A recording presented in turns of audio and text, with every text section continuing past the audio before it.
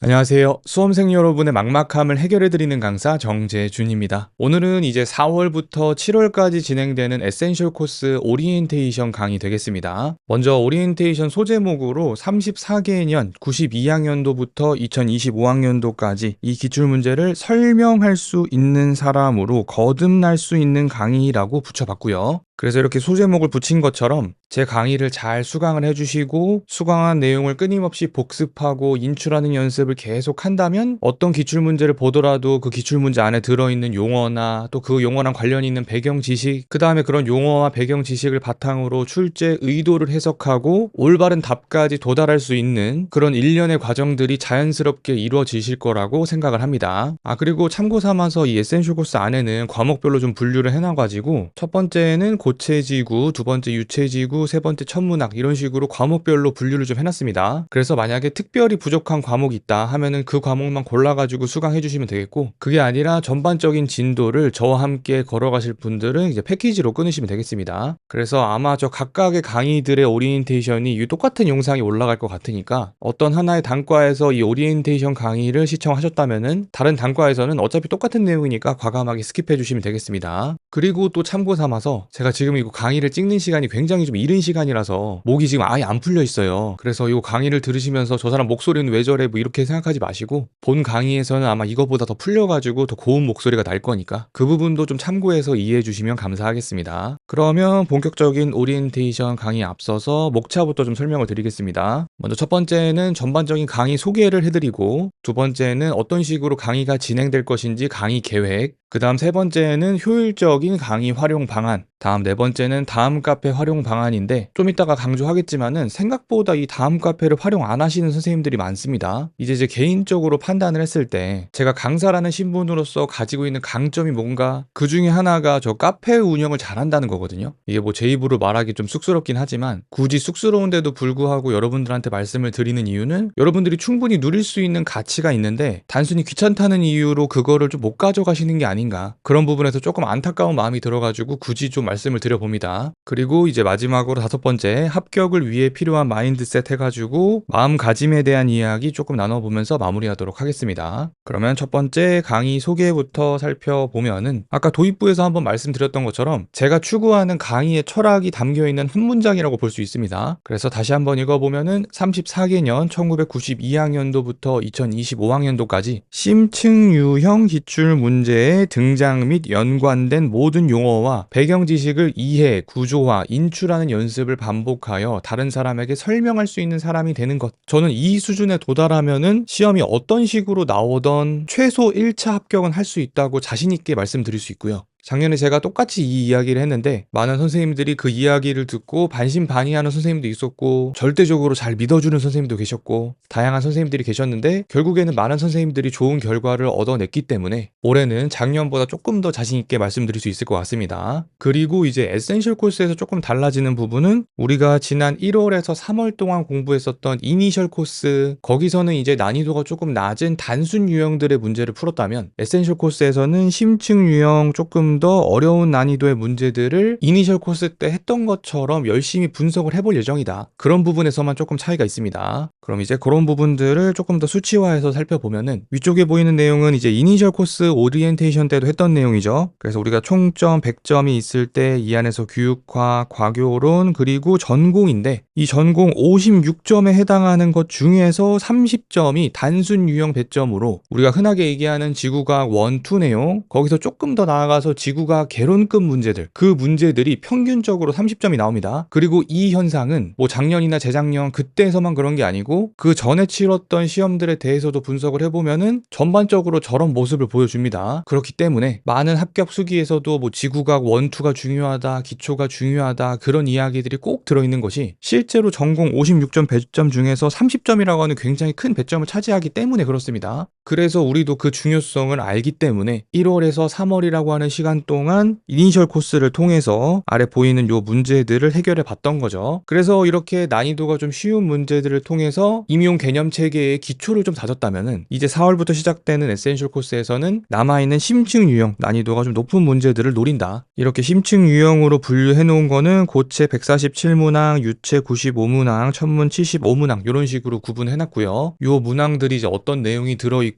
어떤 내용을 전반적으로 공부할지에 대한 내용은 뒷장에서 또 살펴보도록 합시다. 그러면 이제 다음 페이지에서 전반적인 강의 계획에 대해서 좀 말씀을 드리겠습니다. 먼저 개강일은 이제 오늘 업로드되는 요 4월 4일 금요일이죠. 그리고 종강일은 과목마다 조금씩 다릅니다. 그래서 천문학은 조금 더 빨리 종강을 하고 유체, 고체 이런 식으로 종강 예정되어 있다. 그 다음에 강의 계획 한 주에 강의가 6강씩 금요일에 업로드 예정이고 각각 과목별로 천문 2강, 유체 2강, 고체 2강 이런 식으로 구성이 됩니다. 근데 이제 이게 딱딱 2강씩 올라오는 게 아니라 예를 들어서 어떤 한 강의는 조금 내용이 어려워가지고 러닝타임이 좀 길어질 수 있잖아요. 그래가지고 막 강의가 한 40분, 50분 넘어간다. 그러면 이 강의가 분리돼가지고 3강이 올라갈 수도 있고 4강이 올라갈 수도 있고 뭐 그런 식으로 올라갈 수 있습니다. 그래서 여러분들이 공부 계획을 짜실 때 이제 뒷장에서 이제 세부 강의 계획서를 보여드릴 건데 일단은 거기 강의 계획서에 적혀있는 기출문제를 기반으로 미리 예습을 좀 해두시고 그런데 이제 강의는 그 개수가 꼭 2개는 아닐 수 있다. 물론 최소 2개지만 그 2개가 길어져가지고 뭐 3개가 될 수도 있고 4개가 될 수도 있다. 이런 점을 참고해 두시면 좋겠습니다. 그리고 이제 밑에 강의 자료는 프린트 PDF로 제공이 되는데 종류로는 강의 자료 여기서는 이제 쉽게 표현하면 어떻게 보면 강의 PPT 슬라이드죠. 제가 수업할 때 사용하는 이 PPT 안에 들어있는 개념도랑 그림 같은 것들이 같이 포함이 돼가지고 강의 자료 구성이 되고 그 강의 자료 안에서 수업 때 사용됐던 개념도만 뽑아가지고 개념도라고 하는 자료가 제공이 되고 그 다음에 이제 백지 인출용으로 복습용 개념도 B칸이 나가는데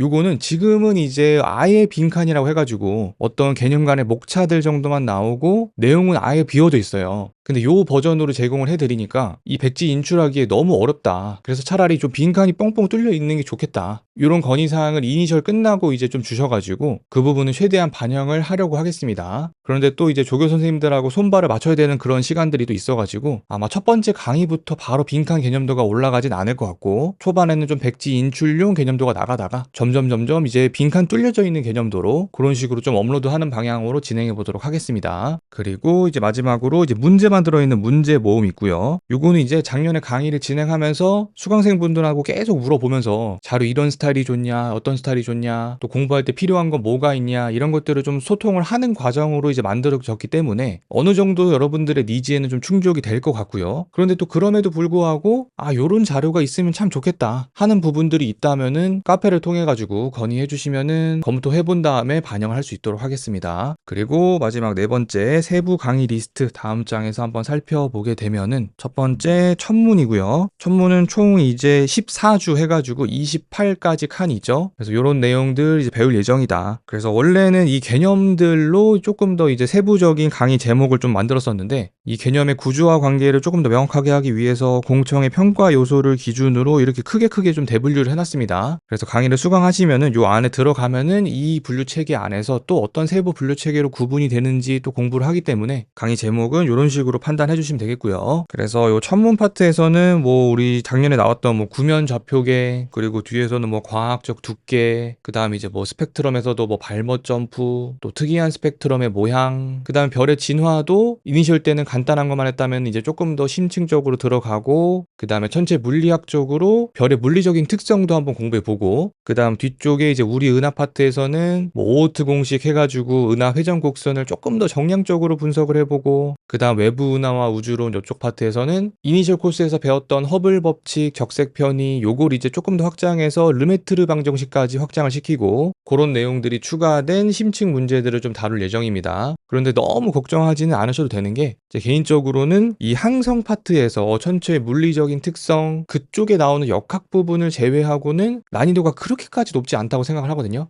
그래서 뒤쪽에도 한 번 더 강조드리겠지만 뭐 심층 문제, 역학, 또 뭐 수학적인 부분 등장한다고 해가지고 너무 쫄 필요 없다. 너무 어려운 거는 임용이 안 나온다. 약간 요 포인트를 계속 되뇌이면서 심층 코스를 공부하시는 게 좀 중요하겠습니다. 그럼 천문 파트 이런 식으로 좀 마무리해 보고요. 그리고 제일 마지막에 작년 모의고사 천문 파트 해가지고 작년에 나왔던 모의고사 중에서 이 에센셜 코스를 좀 전반적으로 아우를 수 있는 모의고사 같은 거를 좀 하나 만들어가지고 마지막에 총 정리하는 느낌으로 한번 문제 풀어보는 그런 시간 갖도록 하겠습니다. 그리고 두 번째로 이제 유체 파트인데, 유체 파트도 마찬가지로 공청회 평가 요소를 기준으로 이렇게 대분류를 만들어 봤고요. 이 유체 파트도 이제 난이도가 있는 문제들을 다루게 되는데, 아무래도 이 유체 파트에서 가장 중점이 되는 부분은 대기 역학이라든지 해양 역학이라든지 그런 식으로 이 유체를 정량적으로 분석하는 그런 과정들이 조금 난이도가 있습니다. 하지만 아까 천문 때도 말씀드렸던 것처럼 여러분들이 대학교를 입학할 정도의 지적 수준을 가지고 계시다면 충분히 이해하실 수 있는 난이도거든요. 단지 전공서나 뭐 관련돼 있는 강의나 그런 것들이 논리적 인과관계들이 생략돼 가지고 표현된 부분들이 많아서 어렵게 느껴지는 것뿐이지, 그거 세세하게 분석을 해가지고 논리적인 징검다리 제가 하나하나 놔드리면은 적어도 임용시험에 나오는 역학 파트 문제들, 어떤 수식이나 기호, 그 항들이 가지는 의미, 그런 것들은 명확하게 설명하실 수 있게끔 제가 만들어 드릴 테니까 너무 걱정하지 말고 수강해 주시면 좋을 것 같습니다. 그래서 이제 뭐 계속 강조드리겠지만 결국에는 쫄지 않는 게 가장 중요하겠습니다. 그 다음 뭐 유체 파트도 마지막에 마무리로 작년 모의고사 가지고 한번 정리해보는 시간 가질 거고요. 그리고 마지막으로 고체 파트 보면은 고체 파트 문제가 상당히 좀 많습니다. 그래서 광물 파트도 이니셜 때는 자세히 안 했었는데 조금 더 자세하게 다룰 예정이고, 그 다음 뭐 판구조론, 화성암, 퇴적암, 변성암, 여기서 화성암은 이제 뭐 공융계, 반응계, 삼성분계 등등등 해가지고 그런 내용들 싹 한번 공부해보고, 그 다음 뭐 퇴적암도 뭐 퇴적암의 기원부터 해가지고 뭐 QFL 도표, 그 다음 변성암도 변성상, 뭐 변성계열, 그 다음 뭐 AFM도 등등등 해가지고 그런 내용들 공부할 건데, 이 내용들도 아까 말씀드린 것처럼 제가 논리적인 징검다리 잘 만들어 놨으니까요. 그냥 그것들 차곡차곡 밟아 가시면서 이해하시면은 충분히 다 하실 수 있는 내용들입니다. 그래서 조금 고체 파트가 양이 많긴 하지만 이런 식으로 내용이 쭉 진행될 예정이고, 마지막쯤에 나오는 지구물리학 파트도 이 알기 쉬운 지구물리학이랑 기본 지구물리학 요 내용들을 토대로 설명을 드릴 예정이니까 잘 따라와 주시면 좋을 것 같습니다. 그래서 마지막에 얘도 마찬가지로 작년 모의고사 고체 파트로 점검 한번 하는 시간을 가지고요. 그러면 강의 계획은 요 정도로 하고 어떤 식으로 강의를 수강해야지 가장 효율적인지 그 방안을 좀 말씀드리겠습니다. 먼저 화면에 보시면은 검은색으로 돼 있는 게 있고 좀 짙은 회색으로 돼 있는 부분이 있는데, 검은색으로 표시한 1번, 2번, 3번, 7번 내용은 반드시 해주셔야 되고요. 그러니까 요거는 하지 않으면은 강의를 듣는 게 크게 의미가 없을 정도로 저 1번, 2번, 3번, 7번 내용은 꼭 해주셔야 됩니다. 하나하나 살펴보면은 1번 세부 강의 계획표를 보고 반드시 문제 먼저 풀어보기. 여기서 문제를 꼭 먼저 풀어봐야 되는 이유가 이제 2번에 나오는데, 문제를 풀면서 낯선 용어, 문제 해결에 맞췄던 순간을 기록하기. 여기서 2번에서 가장 핵심은 결국에 나에 대한 지식을 쌓는 거예요. 그래서 내가 아는 게 뭐고 모르는 게 뭔지를 알아야지 공부를 하는 게 의미가 있잖아요. 그런데 이런 이야기를 말씀을 드리면은 내가 아는지 모르는지는 당연하게 알고 있는 거 아니냐, 그런 건 느낌적으로 바로 안다, 뭐 그렇게 생각하실 수 있겠지만은 이 여러분이 그때그때 드는 생각들을 기록해 놓지 않으면 여러분들은 그런 것들을 절대 알아차릴 수가 없습니다. 그렇기 때문에 내가 이걸 아는지 모르는지를 먼저 체크해 놓고 기록을 해 놓으셔야지, 그걸 하지 않고 강의를 들으시면은, 저는 어쨌든 제가 준비한 논리적 인과관계를 다 준비해 가지고 여러분들한테 선보이는 거니까 그런 준비된 설명들을 들으면 그냥 고개 끄덕끄덕 하면서 내가 알고 있는 것처럼 느껴지지만 사실 그거는 그냥 일리 있는 말을 들었을 때 고개를 끄덕끄덕 했을 뿐이고, 내가 그 정보에 대해서 아는지 모르는지 미리 체크해 놓지 않는다면은 그 정보는 그냥 일리 있는 정보지 나한테 의미 있는 정보가 안 되는 거예요. 그리고 나한테 의미 있는 정보여야지 나한테 개념체계가 달라붙고 다음번에 또 써먹을 생각을 하고, 이런 작업들이 선순환이 일어나는 거지, 그냥 강의를 들으면서 이 말 일리가 있네 이렇게 하는 거구나 하고서 고개 끄덕끄덕하고 강의 다 들었다고 창 끄고 인강 들었으니까 공부했네 이런 식으로 끝내버리시면 절대 안 된다는 겁니다. 그래서 다시 한번 강조드리면은 요 1번, 2번 과정이 정말 중요하고요. 이 과정을 해야지 강의를 듣는 행위가 의미가 있다. 요거를 꼭 챙겨주시기 바랍니다. 그리고 이제 3번, 2번에서 내가 모르는 용어나 내가 어디서 막혔는지를 기록했으면은 강의를 듣다 보면은 분명히 그 막혔던 그 순간에 제가 어떤 말과 어떤 도구를 사용해가지고 그것들을 해결해 나가는 모습이 강의에 담길 거란 말이죠. 그럼 여러분들은 그 순간을 넋 놓고 보고 있는 게 아니라 내가 기록했던 이 포인트에서 이 개념을 활용해 가지고 이렇게 넘어가네? 그거를 마찬가지로 체크해서 기록을 해 놓으셔야 된다는 겁니다. 그리고 요 2번하고 3번에서 기록한 내용이 전공서에 있는 어떤 내용보다 이 내용이 훨씬 더 여러분들한테는 중요한 순간이고 기록인 거예요. 요 부분을 솔직히 이제 강의를 할 때마다 강조하고 싶지만 그러면 이제 또 듣는 여러분들도 지겨우니까 OT 때라도 아주 지겹게 강조를 드리면은 요거 1번, 2번, 3번을 제대로 안 하시면 강의를 안 듣는 것과 크게 다를 바 없다. 요런 식으로 좀 극단적으로 좀 설명을 드리고요. 그 다음 요거 4번, 5번, 6번은 일단 조금만 제껴놓고 7번 살펴보면은 구조화한 내용 능숙하게 말할 수 있을 때까지 무한 인출 연습. 요거는 이제 1번, 2번, 3번 과정을 통해서 이 강의에서 배운 내용을 의미 있게 만들었다면 그 의미 있게 배운 거를 다음번에는 내가 써먹을 수 있도록 연습하는 작업이 7번 작업 되는 겁니다. 그래서 그 방법으로는 뭐 스스로 계속 끊임없이 말해보는 방법도 있고 아니면 이 빈종이 백지에다가 놓고 써보는 방법도 있고 아니면 뭐 짝스터디를 구해서 서로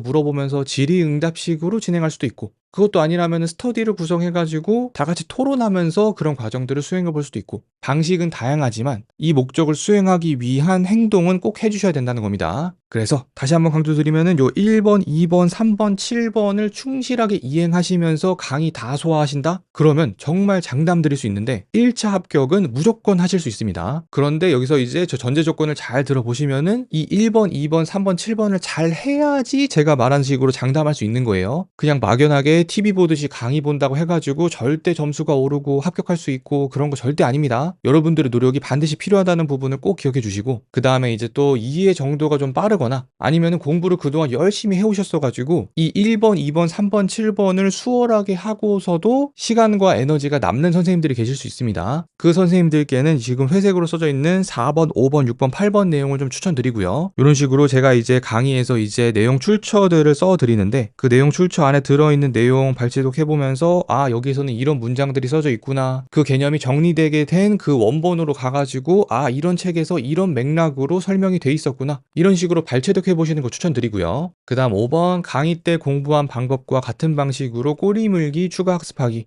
이제 강의를 수강해보시면 아시겠지만은 제가 강의에서 어떤 개념을 설명할 때 그냥 이 개념을 주르르르 설명하고 이 개념에 해당되는 문제는 이거예요 해가지고 문제를 푸는 방식이 아니고 그냥 냅다 기출문제를 보고 그 기출문제 안에 들어있는 용어를 하나하나 공부해 나가면서 근데 이 용어를 공부해 나가는데 요 내용 모르겠네? 그럼 이 내용도 뽑아가지고 이 내용도 공부하고 또 이 내용 공부하는 와중에서 또 모르는 거 생겼네? 그럼 이거 모르는 거 해결하기 위해서 또 공부하고 이런 식으로 꼬리 물기식으로 공부하는 과정이 강의에 담깁니다. 그리고 제가 강의 때 그렇게 공부했던 것처럼 추가 공부하는 시간에도 그런 식으로 공부를 할 수가 있겠죠. 그 다음에 6번 이런 식으로 공부한 내용을 그냥 공부했다 하고 끝내시면 안 되고 학습한 내용을 구조화하는 작업을 꼭 거쳐 주셔야지 다음번에도 써먹을 수 있고 모른다면은 다시 한번 확인해가지고 복습할 수도 있고 그런 것들을 가능하게 해주는 작업이 이 구조화 작업입니다. 그래서 어떻게 보면 가장 이상적인 거는 제가 제공해드리는 강의 자료에다가 여러분들이 발제독 하시면서 추가 공부하시고 그 추가 공부한 내용을 강의 자료에 추가해가지고 그 개념들을 조금 더 풍성하게 만들고 그런 모습들이 가장 이상적이지 않을까 좀 생각을 해봅니다. 그리고 마지막 8번 이렇게까지 했는데도 시간이 남는다면은 출제자의 관점으로 발제독한 챕터 전체 내용 학습하기 뭐 예를 들어가지고 이번 기출문제가 뭐 천천서 9장에 대한 내용을 좀 일부 다뤘었다 그러면 천천서 9장을 전체적으로 한번 공부를 해보시는데 그때 그냥 막연하게 읽어 나가시는 게 아니라 출제자의 관점에서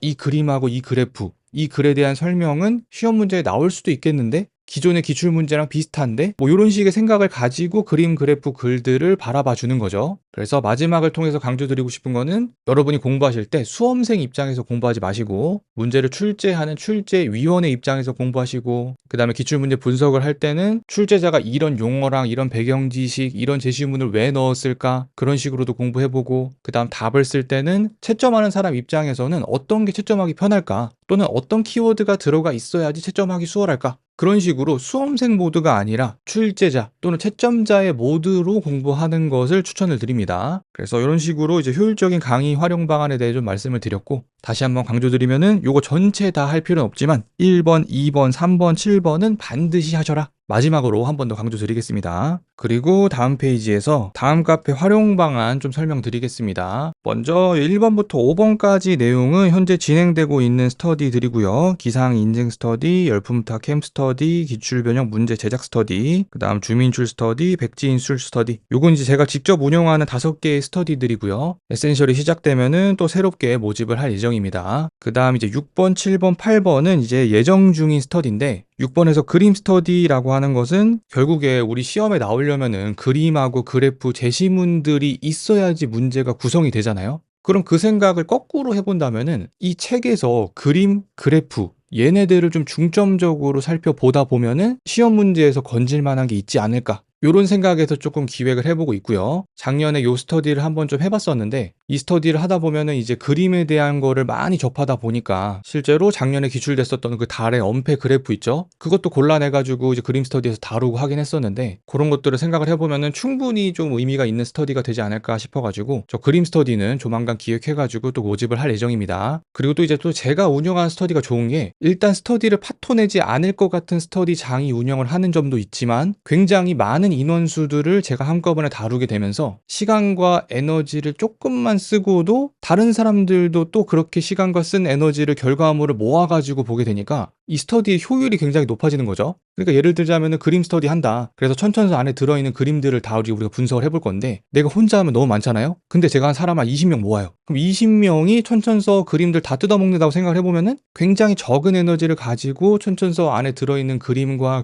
그래프들을 어느 정도 해석한 자료의 결과물을 얻어낼 수가 있다. 그래서 이런 식으로 장점이 굉장히 많기 때문에 그림 스터디 한번 추진해 볼 예정이고요. 그 다음 7번은 이제 요거는 약간 후반부 가가지고 좀 진행해 볼 예정인데 교육과정 빈칸 스터디라고 해서 작년 시험 문제에서도 보면은 교육과정에서 굉장히 많이 나왔죠. 그리고 그 문제를 맞추려면은 교육과정을 그냥 읽는 수준이 아니라 거의 달달 외워야지만 맞출 수 있는 문제들이 많이 나왔습니다. 그래서 그런 것들을 좀 보완하기 위해서 교육과정 빈칸 스터디 예정이고 그 다음 8번 기입형 추천 스터디 해가지고 저는 이제 여러 사람들이 모였을 때 그 각각의 사람들이 가지고 있는 촉을 좀 믿거든요. 그래서 그 촉들이 모이면 집단 지성처럼 활용을 할 수가 있다고 생각을 해서 여러분들 각각 나름대로 공부를 하시다가 이거 왠지 기입형으로 나올 것 같은데 그런 촉이 선다 그러면은 그것들을 좀 모아가지고 데이터화를 좀 시키고 그러면은 그 수많은 사람들의 촉들이 모여가지고 어떤 또 의미 있는 데이터가 만들어지지 않을까 약간 이런 생각에 저 스터디도 의미가 있을 것 같아서 기입형 추천 스터디도 진행할 예정입니다. 그 다음 마지막 Q&A 및 건의 요게 사실은 요 카페 활용의 가장 핵심적인 부분인데 제가 이제 수강생분들 이제 소통하시라고 오픈 채팅방을 만들어 드렸는데 생각보다 거기서 소통을 많이 안 하시더라고요. 저는 이제 간단한 질문 같은 거는 서로 이제 질의응답을 통해서 해결하고 좀 그런 모습을 원했는데 생각보다 이제 그 답변을 해줬을 때 내가 말한 게 오개념이면 어떡하지? 그런 걱정 때문에 답변을 잘 안 하시기도 하고 또 한편으로는 카페에 질문을 올리시면은 제가 답변을 좀 빨리 달아드리는 편이니까 또 그런 면을 생각을 해보면은 굳이 오픈 채팅방에 질문 안 하고 저한테 이제 카페를 통해 질문하면 더 빠르지 않을까? 그런 생각 때문인 건지 오픈 채팅방이 좀 활성화가 안 되는 그런 경향이 좀 있는 것 같습니다. 그래서 아무튼 드리고 싶은 말씀은 여러분들이 이제 임용 공부를 할 때 힘든 것 중에 하나가 이 질문을 해결할 때가 마땅하지 않다. 그 부분이 은근히 스트레스거든요. 그래서 저도 물론 수험 생활을 해봤을 때 그런 것들을 다 겪어봤기 때문에 제가 능력이 되는 선 안에서는 여러분들의 질문을 최대한 빠르게 해결을 해드리려고 하니까 만약에 귀찮아가지고 아직도 카페 가입을 안 하신 분이 있다면은 카페 가입하셔가지고 Q&A도 해보시고 강의를 들으면서 들었던 생각들 공유도 한번 같이 해보시고 그런 식으로 카페를 잘 활용해 보시면 좋을 것 같습니다. 그리고 이제 위쪽에 1번부터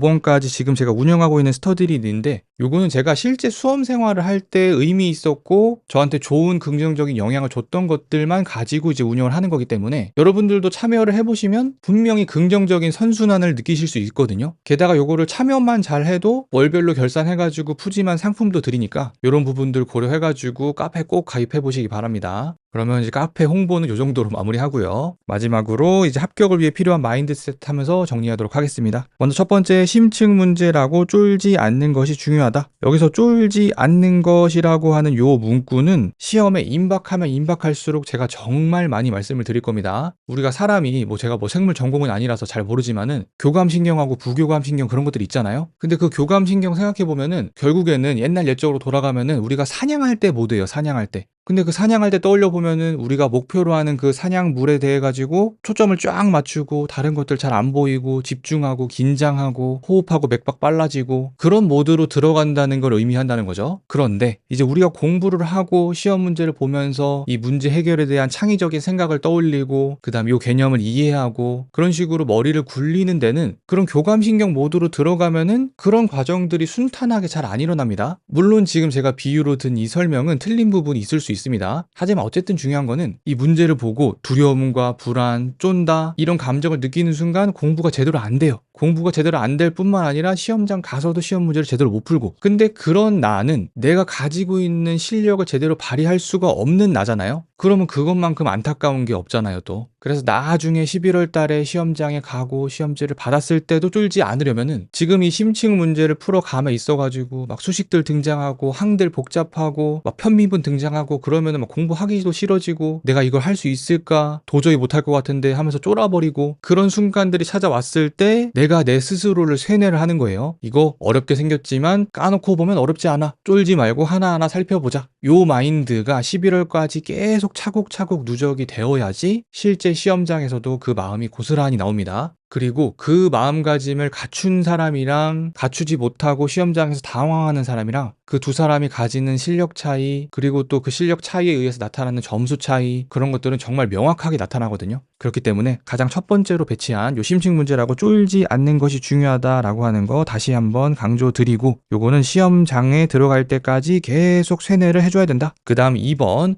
지름길은 없다. 옳다고 믿는 길이 있을 뿐. 요건 이제 공부 방법 관련된 이야기인데, 물론 저는 개인적으로 기출문제를 중심으로 전공서랑 참고서를 도구를 이용해서 개념체계를 만드는 거를 좋아한다고 이제 말씀을 드리지만, 사실 합격으로 갈 수 있는 공부 방법은 굉장히 다양하거든요. 그런 것들은 이제 합격 수기를 쭉 읽어보시기만 해도 충분히 느껴지실 것 같습니다. 그래서 오히려 그렇게 공부 방법이 그렇게 다양하다 보니까 이 선택을 하는 여러분들 입장에서는 뭔가 절대 불변의 이상적이고 완벽한 방법이 있지 않을까? 나는 그 선택을 하고 싶은데, 이런 식의 생각을 하실 수 있다는 거죠. 그런데 이제 제가 단언코 말씀을 드리면은 모두에게 적용되는 최고의 이상적인 공부 방법은 존재하지 않습니다. 그냥 그 사람한테 잘 맞는 공부 방법이 있을 뿐이지, 이 사람이 이 방법으로 합격했다고 해가지고 그 방법이 정답이 아니라는 거죠. 그래서 제가 이번에 썼던 것처럼 어떤 지름길, 이상적이고 환상적인 길이 있다고 믿지 마시고 그 길 중에서 하나를 선택을 하고 내가 그 길을 옳다고 믿으면 그만인 거예요. 그런데 여기서 중요한 것은 그 길을 옳다고 믿었으면은 그 길을 끝까지 가봐야 돼요. 다르게 표현하면은 어떤 공부 방법을 선택을 했다면은 적어도 그 공부 방법으로 결실을 얻을 때까지는 끝까지 가줘야 된다는 거죠. 가장 최악의 선택은 이 방법으로 어느 정도 가다가 중간에 아닌 것 같아 하고서 끊고서 다른 방법 또 해보고, 다른 방법 해보다가 이것도 아닌 것 같아 끊고 또 다른 거 하고, 이런 식으로 하면은 시간하고 에너지를 모두 날려버리기 때문에 그런 선택만은 하시면 안 되고요. 물론 그 어떤 방법을 선택하는 과정까지는 굉장히 많은 고민과 또 뭐 내 스스로를 분석하는 시간, 그런 것들을 충분히 거치셔야겠지만, 그 시간을 충분히 거쳐가지고 내린 선택이라고 한다면은 더 이상은 흔들리지 말고 그 길 끝까지 가보셔야 된다. 그리고 그 길을 충실하게 걷는다면은 어떤 방법을 선택하던 간에 분명히 좋은 결과를 얻으실 수 있으니까요. 어떤 방법을 선택하셨다면 그 다음부터는 공부 방법에 대한 생각은 좀 접어주시는 게 좋지 않을까, 이런 차원에서 두 번째로 말씀을 드려봤습니다. 그리고 세 번째, 말하지 못하는 것은 답으로 쓸 수도 없다. 요거는 이제 아까 했던 맥락이랑 좀 비슷한데, 스스로를 알아차리는 메타인지로 연결되기도 하고요. 여기서 메타인지라고 하는 거는 내가 아는지 모르는지 아는 거, 나에 대한 생각, 뭐 그런 것들을 이야기합니다. 그리고 그런 것들을 확인하기 위한 가장 좋은 방법은 그 개념에 대해서 내가 말할 수 있는지 없는지, 그것만 한번 해보면은 이 개념을 내가 아는지 모르는지를 바로 알아낼 수 있거든요. 그렇기 때문에 내가 어떤 인강을 쫙 들었다, 그래서 개념체계 하나 준비가 돼 있다, 그 개념체계를 안 보고서 말할 수 있으면은 이 개념체계에 대해서 내가 제대로 이해하고 알고 있다고 판단할 수 있다는 거죠. 근데 만약에 가려놓고 아무것도 말할 수 없다면은 그걸 말할 수 있을 때까지는 어느 정도 공부가 필요하다. 그리고 여기서 또 한 가지 더 말씀을 드리면은 이 3번 내용이 중요하다고 해가지고 정말 완벽하게 말할 때까지 다음 단계로 안 넘어가는 선생님들이 꽤 계십니다. 근데 그렇게 하시면 안 되고요. 일단 내가 정해져 있는 진도 계획은 이상적으로 수행하되 내가 할 수 있는 한 복습과 인출에 시간을 투자하는 겁니다. 그래서 이 정도 시간을 투자했고 조금 미흡한 부분이 있어. 그러면 다음 복습 시간에 가가지고 또 하면 되는 거지. 이 미흡한 부분을 정말 완벽하게 완성하겠다고 다음 진도 계속 밀리고 이런 코스로 가시면 안 됩니다. 그래서 제가 어떤 느낌으로 말씀드리는지는 좀 이해가 되시죠? 그래서 복습 중요하지만 복습 때문에 진도를 밀리지 말자. 어차피 한 바퀴 더 돌리는 게 중요한 것이고 한 바퀴 돌리는 과정에서 안 됐으면 두 번째 바퀴에서 하면 된다. 이런 마음으로 좀 복습을 해주시면 좋을 것 같습니다. 그리고 네 번째, 기출 문제는 푸는 것이 아니다. 이게 이제 기출을 몇 회독했다라고 이제 말씀을 해주실 때 단순하게 이 문제를 답을 쓰는 과정을 기출 1회독이라고 생각하시는 선생님들이 꽤 계십니다. 근데 그거는 단언코 그거는 기출 회독이 아니라고 말씀을 드리고요. 우리가 기출을 한 바퀴 돌렸다라고 하는 것은 그 기출 문제에 대한 답을 쓰는 것도 물론 중요하겠지만 그 기출 문제 안에 들어있는 용어, 배경 지식, 수식, 기호 그런 것들의 의미를 파악을 하고 그런 것들을 토대로 출제 의도가 뭔지 분석해내고 그리고 출제 의도랑 용어, 배경 지식을 합쳐가지고 답으로 어떤 과정으로 도출하고 그런 과정들이 중요한 것이지 그 과정을 거쳐가지고 나온 결과물인 그 답안 자체가 중요한 건 아닙니다. 어차피 똑같은 답안으로 나올 확률은 굉장히 적기 때문에 답안에 집착하지 마시고 아까 말씀드렸던 대로 이 답안이 나오게 되는 과정, 기출문제 안에 어떤 용어와 어떤 표현이 사용되고 이걸 이해하기 위해서는 어떤 배경 지식이 필요하고 그 다음에 이 배경 지식을 가지고 출제 의도를 수행하기 위해서는 어떤 문제풀이 도구가 필요하고 그런 것들을 알아내는 과정이 기출 분석이고 기출 회독이다. 그런 부분들을 꼭 기억해 주시기 바랍니다. 그 다음 5번, 이건 아까 했던 거랑 비슷한 설명인데 완벽에 대한 환상을 버리자. 이거는 예를 들어서 뭐 합격 수기에서 기초가 탄탄해야 된다. 또는 뭐 지원 지투를 완벽하게 해야 된다. 이런 식으로 추상적으로 기술된 표현에 대해 가지고 어떤 완벽한 이상향에 대한 설정을 해놓고 이거랑 내 자신을 비교하면서 아 나는 지금 기초가 탄탄하지 않은 것 같아. 나는 임용 기출 문제를 풀 준비가 안 돼 있어. 나는 아직 너무 부족해. 모르는 거 투성이야. 이런 식으로 어떤 완벽에 대한 기준에 대해서 나를 비교하는 거 이것만큼 수험 생활에 안 좋은 것도 없습니다. 그래서 그거보다 더 좋은 마음가짐은 완벽하게 준비된 상태라는 건 없다. 그냥 나는 나고 내가 지금 알고 있는 건 이거고 모르는 건 이거야. 그럼 내가 이거 모르네? 모르는 거에 대해서 공부하고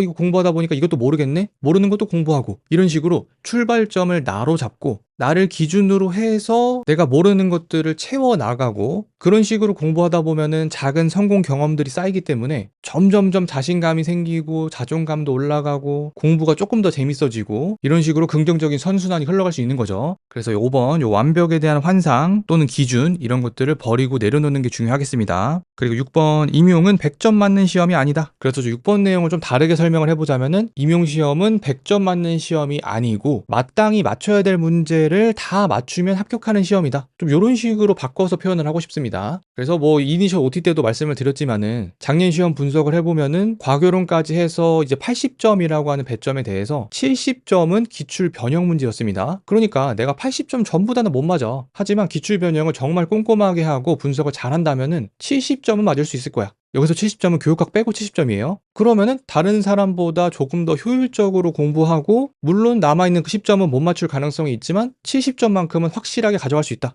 그럼 그 방식이 꽤 괜찮은 방식이 아닐까. 저는 그렇게 생각을 하기 때문에 항상 기출문제를 중심으로 기출문제랑 관련이 있고 연관되어 있는 용어나 배경 지식을 공부하고 그 배경 지식을 다음번에 써먹을 수 있게끔 자꾸 반복해서 인출하는 연습하고 그 과정을 잘 거쳐주시면은 충분히 합격할 수 있는 점수가 나온다. 이 부분을 다시 한번 또 강조드리고 싶습니다. 그리고 7번 하지만 과교론을 틀린다면 반성해야 된다. 요거는 이제 과교론이라는 이제 과목적 특성이 있는데 과교론 같은 경우에는 기출문제에서 나오던 것들이 또 나오고 나올 수 있는 범위가 어느 정도 한정돼 있습니다. 그래서 한정돼 있고 또 심지어 합격생분들이 잘 정리해 놓은 정리본들도 많아요. 그래서 그 정리본들만 달달달달달 잘 해주면은 충분히 맞출 수 있는 문제가 많고 거기다가 플러스로 교육과정 공부만 잘 해주신다면은 과교론은 정말 가져가야 되는 점수이기 때문에 과교론에 대한 공부는 꼭 해주시기 바랍니다. 그래서 요 과교론 기출분석 강의도 지금 계속 준비를 하고 있긴 한데 아직까지는 지금 요 에센셜 하기에도 조금 벅찬 느낌이 있어서 조금 더 사이클이 잘 돌아가고 여유가 생기게 된다면 준비하고 있는 과교론 강의도 뭐 무료로라도 제공을 해드리는 그런 식으로라도 한번 진행을 해보도록 하겠습니다. 그리고 마지막 8번 결과도 중요하지만 과정 자체가 만족스러워야 한다. 요거는 이제 제가 수험 생활을 하면서 느꼈던 건데 우리가 1년이라는 시간을 투자해가지고 공부를 하는데 만약에 시험이 불합격이 됐다. 그러면은 1년을 아무리 열심히 보냈다고 하더라도 이 1년짜리 의미가 다 날아가 버립니다. 그 순식간에. 그렇게 되면은 인생을 허비하고 낭비했다는 생각으로 쪽으로 넘어가게 되는데, 그런 생각을 조금만 바꿔가지고 내가 지금 보내고 있는 이 행동이 시험 결과에 의해서 좌지우지 되는 것이 아니라 이 행동 자체, 이 과정 자체, 이 공부 자체가 나한테 의미 있는 거다. 이 공부는 나를 조금 더 똑똑하게 만들어 줄 것이고, 조금 더 배경 지식이 많은 선생님이 될 것이고, 그리고 지금 이 어려움과 고난을 극복하는 과정에서 학생들한테 해줄 이야기도 생기는 것이고, 뭐 등등등 뿐만 아니라 내가 지금 보내고 있는 이 하루를 1년의 일부로 보지 마시고 그냥 그 하루 자체로 의미를 가질 수 있도록 조금이나마 좋은 것들 찾아내고, 조금이나마 긍정적인 부분들, 조금이나마 배울 점이 있는 부분들, 그런 것들을 찾아 나서는 하루하루가 되셨으면 좋겠습니다. 그래서 그렇게 하루하루를 충실히 보내고 나면은 합격은 따라오면 좋은 거고, 아주 만약에 합격이 따라오지 못했더라도